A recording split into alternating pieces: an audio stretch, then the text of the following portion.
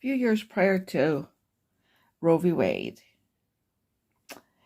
a writer named Eleanor Cooney got pregnant. She was, at that time, she was 17 years old. And there's an article published in the 2004 issue of Mother Jones about her experience called The Way It Was. All right.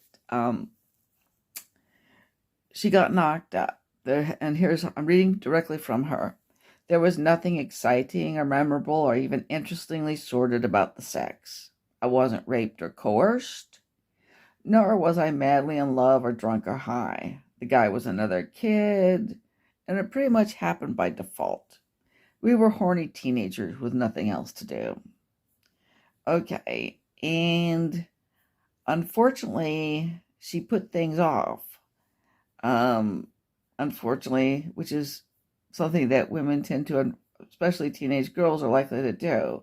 She kind of just didn't think about it and kind of expected it to kind of go away on its own. Maybe she just have a miscarriage. But that didn't happen.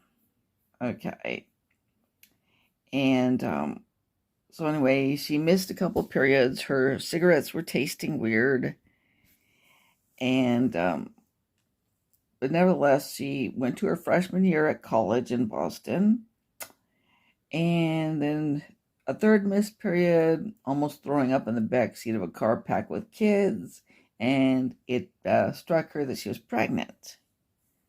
Now, by that time, wouldn't you know it, she had waited until she was a little over 3 months. Now, at least she wasn't 5 months or 6 months. She was at the start of the 4th month. But that does render it more complicated. And she knew that. Okay. She asked for some help from some older savvy female friends. She was referred to a illegal abortionist. And then he said, you're too far along. I'm not going to do it. Okay. Then she happened to run into a kind of quasi-ex-boyfriend. She didn't tell him exactly what was going on, but he kind of figured it out. She went to another illegal abortionist, and he told her, sorry, you're too far along. Take my advice. Get married, have the baby. And he told the friend, get married and have the baby. And the friend said, hey, I'm not the guy. Okay. And then she saw a third one, and he also said the same thing. You're too far along. Not going to do it. And then finally she made an appointment for a place in Puerto Rico. And she was very tempted to just take that trip to Puerto Rico and have it done there. But she had finally recognized that she was in serious danger of getting killed. And so she said, I did what I should have done to begin with. She called her mother. Now, she describes her mother as a very hip type person, not a religious fanatic, not a judgmental person, just a very kind of helpful type of mom.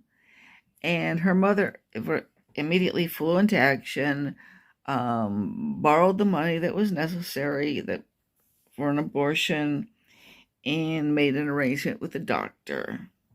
Okay, and the doctor explained to her what would be going on.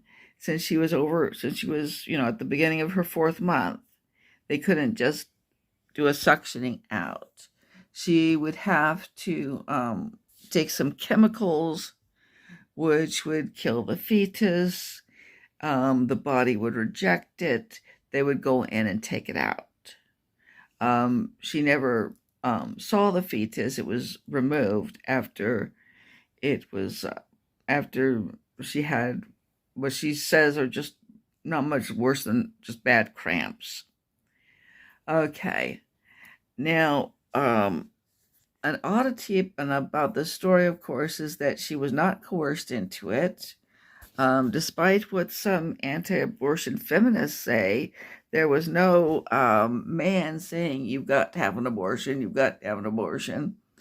Wasn't her mom didn't coerce her to the abortion. She just started looking for an abortion. She has told me in private that, she was not really afraid of any stigmatization or anything. Okay, and she says, from the moment I started looking for an abortion, not once did I ever consider going through with the pregnancy.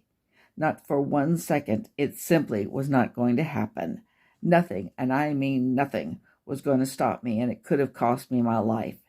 And this is what I had in common with millions and millions of women throughout time and history. When a woman does not want to be pregnant, the drive to become unpregnant can turn into a force equal to the nature that wants her to stay pregnant. And then she will look for an abortion, whether it's legal or illegal, clean or filthy, safe or riddled with danger. This is simply a fact, whatever our opinion of it.